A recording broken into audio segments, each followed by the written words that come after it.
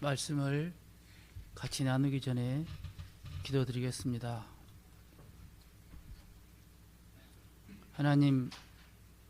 하나님께서 이 시간 저희들에게 하시는 말씀은 버리라, 연단하라, 돌아서라입니다. 우리의 삶 속에서 우리가 교회 생활하는 가운데 무엇을 버릴 것인지, 무엇을 위해서 연단을 할 것인지, 누구에게서 돌아서고 우리가 돌아서는 대상이 되지 않으려면 어떻게 해야 되는지 우리 마음속을 돌아보게 하옵소서. 예수님 이름으로 기도드렸습니다. 제가 고백하겠습니다. 제가 이 강단에서 세 번째 설교입니다. 설교를 할 때마다 몸부림칩니다.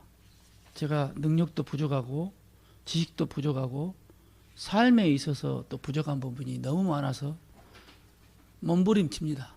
오늘 교회에 오기 전까지 저 스스로 몸부림치는 모습으로 왔습니다. 그것이 은혜도 되기도 하고 자책이 되기도 하고 성찰을 하기도 하는데, 제가 말씀을 언제까지 전해드려야 될지 모르겠으나 아무튼 오늘 말씀을 전하는 것이 마지막으로 생각하고 말씀을 전하겠습니다.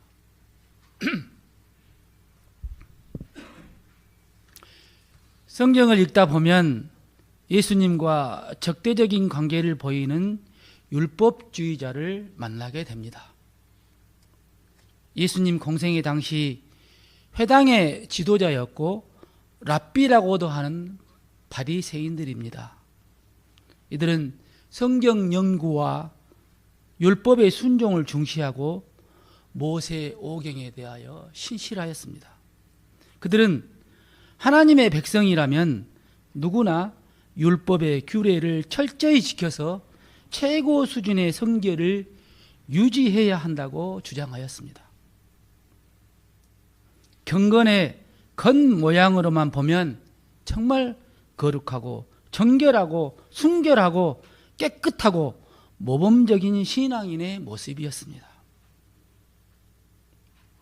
그런데 예수님은 누가복음 11장 39절에서 그들이 겉으로는 경건해 보이지만 속은 교만과 탐욕으로 가득 차 있다고 하셨습니다. 마태복음 23장 23절에서는 율법의 작은 조항은 철저히 지키면서도 더 중요한 정의와 국률과 믿음은 외면했다고 하셨습니다. 마태복음 23장 27절에서는 그들을 회칠한 무덤에 비유하시며 외형의 깨끗함이 생명을 의미하지 않는다고 질책하시기도 하셨습니다. 그렇다면 이러한 바리새인의 율법주의 문제를 과거 일로만 치부해도 되는 것일까요? 우리 안에 바리새인적인 요소가 없다고 말할 수 있느냐는 말입니다. 저는 솔직히 자신할 수 없습니다. 어떤 때는 바리새인만도 못한 저 자신을 종종 발견합니다. 바리새인은 속은 비록 더러울지라도 외적으로 겉으로는 정결하고 깨끗했습니다. 그런데 저는 겉과 속이 모두 더러운 저 자신을 발견하고 바리새인도 못한 XX야 정신 차려라 라고 질책하는 경우가 솔직히 많았습니다. 바리새인과 우리는 구원에 있어서 복음을 받아들이냐 받아들이지 않느냐의 근본적인 차이가 있습니다. 그렇더라도 삶의 외적 모습으로 볼 때는 그들에 비해 우리가 잘하고 있다고 내세울 만한 것이 없는 것도 사실인 듯 싶습니다. 이제 성경 본문 말씀의 배경을 살펴보겠습니다. 디모데 전후서와 디도서는 목회 서신입니다. 이 서신들이 가장 중요한 가치로 강조하고 있는 것은 바로 경건입니다. 그래서 바울은 무엇을 가르칠 것인가 보다 어떤 사람으로 교회를 섬길 것인가를 강조하고 있습니다. 본 서신의 수신자 디모데가 목회자로 있었던 주 60년대 에베소 교회는 영적으로 많은 문제점을 안고 있었습니다. 주 50년대 초기 에베소 교회는 디아스포라 유대인 중심으로 시작하였습니다. 그러다 점차 이방인 신자가 급증하여 주 60년대에 이르러서는 이방인 중심 교회로 전환되었습니다. 그렇더라도 유대 그리스도인들이 교회 내부에서는 이방인 교인들과 대등하거나 유력한 위치에 있었습니다. 그 당시 유대인 지도자와 유대 그리스도인들은 그리스도의 안에서의 구원이 오직 유대인에게만 해당된다고 생각하는 사람들이 많았습니다. 그래서 그리스도인이 되려면 이방인도 먼저 유대인이 되어야 한다고 믿었습니다. 그렇기 때문에 이방인들도 할례를 받고 유대 율법에 따라 살기로 서약을 해야 한다고 주장을 했습니다. 그로 인해서 그 유명한 할례 논쟁으로 큰 문제를 유발하기도 했습니다. 그리고 소아시아, 지금 터키 지역의 무역 상업 중심 수도였던 에베소는 고대 세계 7대 불가사의 중 하나인 아르테미스 신전이 있던 곳으로 온갖 잡신이 우글거리는 우상 숭배가 성행하던 곳입니다. 거기다가 그리스 철학자 플라톤의 영향을 받은 영지주의적 금욕주의와 헬라의 다신적 신비주의가 본격적으로 교회 내부에 침투해 들어왔습니다. 유대 전통의 율법주의 문화와 헬라 전통의 영지주의 및 다신적 신비주의 문화가 충돌하면서 섞이는 상황이었습니다. 이 두 문화의 거대한 위협에 눌려 예수 그리스도의 복음이 영적으로 위험한 상태에 놓이게 된 것입니다. 본문 말씀에 망령되고 허탄한 신화는 이 두 문화 속에 있는 유대 율법주의, 플라톤 철학의 영지주의, 헬라 전통의 다신적 신비주의를 말합니다. 여기서 망령되다는 말은 어원적으로 성소, 문밖이라는 뜻으로 하나님과 상관없는 세속적이고 불경한 것을 의미합니다. 또 허탄한 신화는 논리도 없고 영적 유익도 없는 허무맹랑하고 유치하기 짝이 없는 사람이 만든 이야기를 뜻합니다. 당시 에베소 교회에는 족보에 집착하거나 복잡한 천사의 계보를 나열하며 자신들만 특별한 지식을 가졌다고 자랑하는 사람들이 있었습니다. 그들은 복음의 단순한 진리보다 자극적이고 신비로운 이야기에 열광했습니다. 그래서 사도 바울은 복음을 위협하고 에베소 교회를 영적으로 크게 흔들고 있는 이 망령되고 허탄한 신화를 버리라고 말한 것입니다. 이러한 것들이 현대를 사는 우리들에게는 어떤 모습으로 나타날까요? 이 망령되고 허탄한 신화는 과학, 심리, 철학, 경제 혹은 신앙의 탈을 쓰고 우리 일상과 영성을 갉아먹는 근거 없는 확신들로 교묘하게 우리 삶에 침투해 있습니다. 그 대표적인 것이 성공, 재물, 건강 신화입니다. 예수 잘 믿으면 사업이 잘 되고 출세하고 건강하고 시집장가 잘 간다는 것입니다. 잘 되면 하나님 뜻이고 안 되면 당신 믿음 부족이라고 이야기합니다.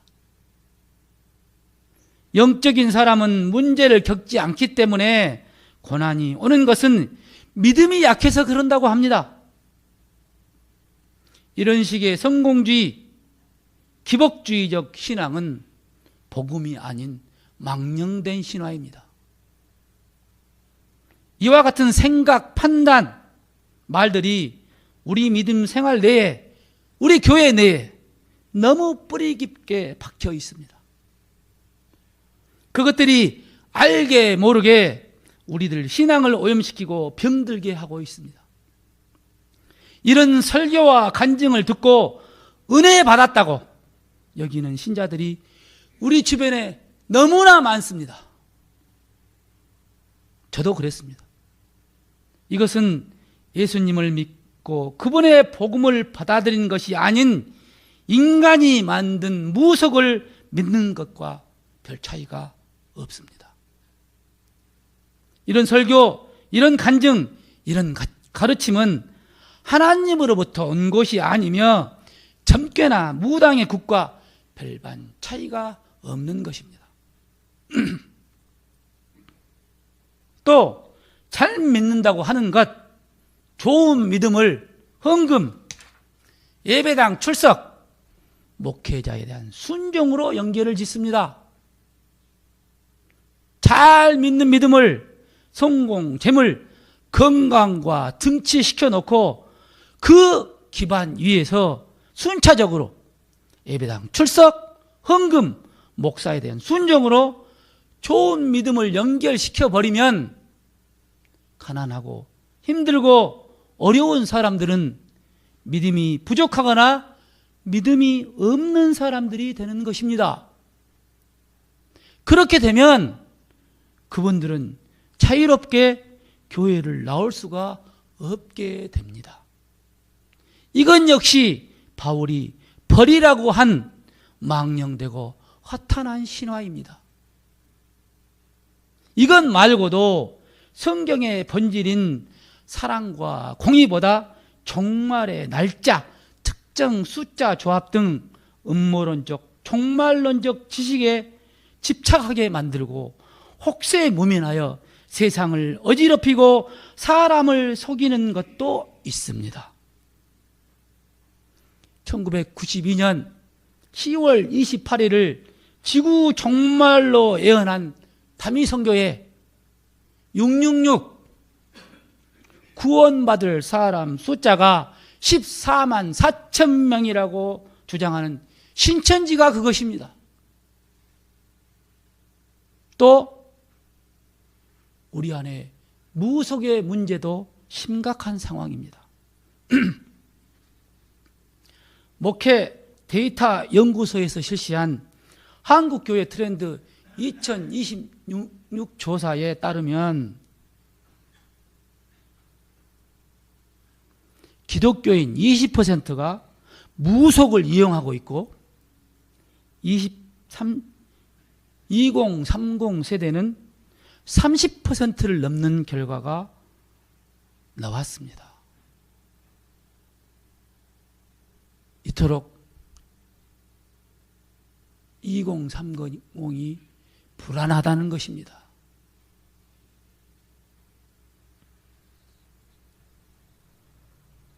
제가 다니고 있는 신학대학원에서 이런 일이 있었습니다. 2030 여하고 몇 명이 배우자상을 기도 노트에 코 모양, 눈 모양까지 세세하게 적어놓고 그것을 놓고 매일 하나님께 기도한다는 것입니다. 그래서 제가 그것이 기도냐? 주술이지? 라고 말하면서 기도가 우리 요구에 대한 도깨비 방망이가 되어서는 안 된다고 조언해 주었습니다.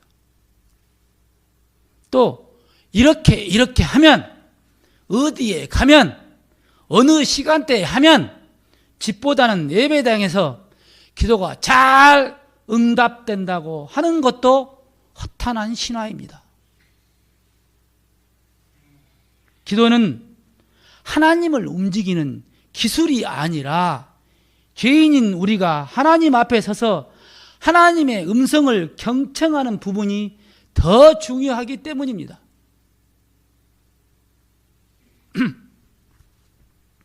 지금까지 말씀드린 것들이 주로 신학 공부를 했다고 하는 사람들이 주장하는 경우가 많아서 그럴듯하거나 금방 확 튀기도 하지만 결코 참 경건을 낳지는 못합니다. 우리들의 자기중심적이고 이기적인 호기심은 자극할지 모르나 삶을 변화시키지는 못합니다. 하나님이 아닌 인간이 만들어낸 이 망령되고 허탄한 신화는 전국적으로 실패로 연결되어 분열, 분쟁, 쇠퇴, 소멸, 좌절, 자책만 초래할 뿐입니다. 대한민국 교회와 우리들이 성장주의, 기복주의, 거짓 사제주의, 무속이라는 불량식품을 많이 먹고 살만 뒤룩뒤룩 찐 만성 당뇨병 환자가 되어버린 것 같은 생각을 떨칠 수가 없습니다. 그러니 우리의 영혼을 갉아먹는 이 영적 불량식품들을 교회에서 우리 안에서 과감히 끊어내어 버려야 합니다. 그렇다면 우리가 추구해야 할 경건이란 무엇일까요? 경건은 하나님을 바르게 경외하는 태도를 의미합니다. 단순히 예배당에 거룩하게 앉아서 예배를 드리고 찬양하고 기도하는 것만을 의미하는 것은 아닙니다. 삶의 모든 순간에 하나님이 계심을 의식하고 그분께 합당한 반응을 보이는 하나님 중심적 삶을 말합니다. 그래서 칼뱅은 그에 져서 기독교 강요에서 참된 경건은 하나님 앞에서 자신을 철저히 해체하는 데서 시작된다고 말했습니다. 하나님을 두려워하고 경외하는 마음이 삶의 태도와 선택으로 구체화된 상태입니다. 경건이 결국 이 경건은 복음에 합당한 삶으로서 믿음의 활동 모두를 하나로 묶는 중심 개념인 것입니다. 바울은 이 경건을 위해 연단하라고 합니다. 이 연단은 헬라어 김나조로 운동선수가 절제하고 인내하면서 피나는 훈련을 하는 것을 의미합니다. 영적으로는 주님께 더 가까이 가고 예수를 더 많이 닮아가기 위해 끊임없이 영적 훈련을 하는 것을 연단이라고 합니다. 영적 훈련 없는 경건은 믿음과 신앙을 일시적인 감정에만 머물러 있게 만들어 버립니다. 여기서 중요한 체크 포인트가 있습니다. 참된 경건은 반드시 복음에 기초해야 합니다. 복음은 문자적으로 기쁜 소식을 뜻합니다. 곧 예수 그리스도의 사건을 말합니다. 예수님의 성육신, 십자가의 죽으심, 부활하심과 우리의 주되심이 바로 복음인 것입니다. 그래서 마가복음 1장 1절에서 예수 그리스도가 복음의 시작이라고 말씀하고 있는 것입니다. 이 복음은 경건의 뿌리이고 경건은 복음의 열매입니다. 예수 그리스도의 복음이 없는 경건은 위선이며 율법주의입니다. 경건의 모양만 있고 하나님을 섬기지 않는 것입니다. 이것이 바로 바리새인의 모습입니다. 반대로 경건이 없는 복음은 믿음이 머릿속에만 머물러 있는 관념입니다. 하나님과 그분 말씀이 전혀 삶 속에 나타나지 않는 모습입니다. 따라서 참된 경건의 훈련, 곧 연단은 하나님의 놀라운 사랑에 감사하며 나를 구원하신 예수 그리스도를 닮고 싶어 몸부림치는 응답의 과정이 되어야 합니다. 운동을 열심히 하면 면역력이 강해져서 외부 바이러스와 세균의 공격을 막아내듯 경건을 위해 연단을 받은 성도는 영적 근육이 튼튼하여 세상의 헛된 욕망의 유혹과 억울한 박해를 너끈히 견뎌낼 영적 체력을 갖게 됩니다. 한편 연단이 없는 경건은 경건의 모양만 있는 신앙입니다. 껍데기만 크리스찬입니다. 신앙을 거칠에 외형적 틀로만 유지하고 있는 것입니다. 좀 심하게 속어적으로 표현하면 안고 없는 찐빵, 실속 없는 강정입니다. 그래서 바울은 디모데후서 3장 5절에서 무서운 경고를 합니다. 경건의 모양은 있으나 경건의 능력은 부인하는 자들에게서 돌아서라고 합니다. 경건의 능력을 부인하는 자는 단순히 말로 경건을 거절하는 것이 아닙니다. 삶의 태도에서 경건의 능력에 대한 필요함이 없이 사는 사람들입니다. 이런 사람들은 은혜보다 자기 의를 의지하고 회개보다 합리화를 선택하며 성령의 인도보다 자기 통제를 신뢰합니다. 이들은 교회에서는 거룩한 연기를 하고 삶 속에서는 불의, 부정, 부패, 불법을 일삼습니다. 공동체의 유익을 해야 하는 자로 영적 근육은 없는 상태라 할 수 있습니다. 이것이 바로 경건의 모양은 있으나 능력을 부인하는 전형적인 모습입니다. 바울은 이런 자들에게서 돌아서라고 말합니다. 멀리하라는 것입니다. 가짜 경건은 전염성이 강해서 다른 신앙인을 종교적인 바리새인으로 만들기 때문입니다. 반면에 경건의 능력은 복음을 받아들이고 경건의 훈련을 통해 삶을 실제로 변화시키는 힘을 말합니다. 삶의 위기 속에서 유혹을 이겨내고 화해, 용서, 소통이 안 되는 사람과의 담을 허물게 하고 고난 중에도 평안을 유지하는 효력을 발휘합니다. 경건의 능력은 경건에 이르는 부단한 연단을 통해 길러진 영적 근육입니다. 곧 영적 힘, 영적 파워인 것입니다. 이 힘, 이 능력이 나타나지 않은 구체적인 모습은 디모데후서 3장 2절에서부터 4절에 잘 나타나 있습니다. 한번 같이 읽어보겠습니다. 3장 2절에서부터 4절입니다. 제가 시작하면 같이 읽겠습니다. 시작.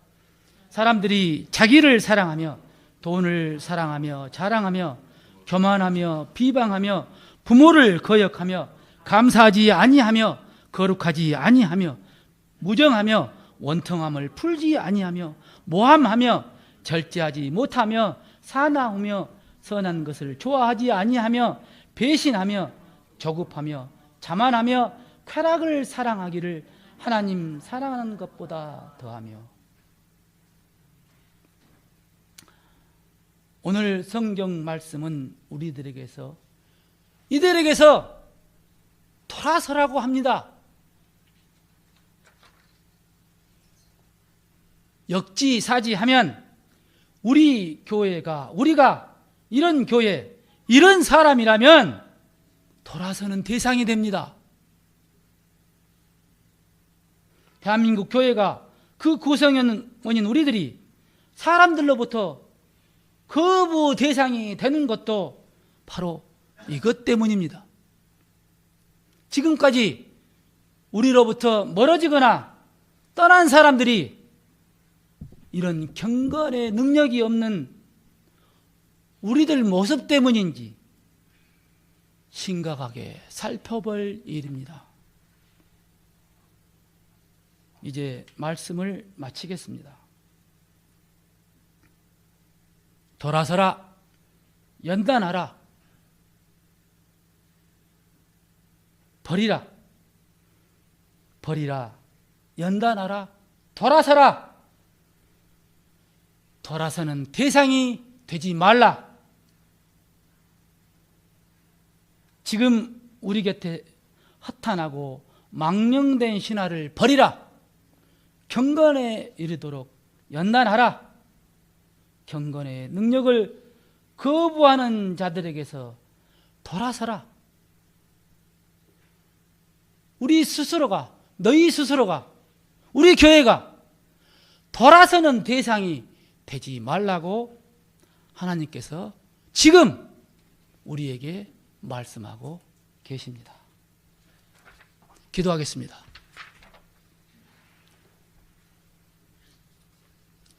하나님, 우리가 겉만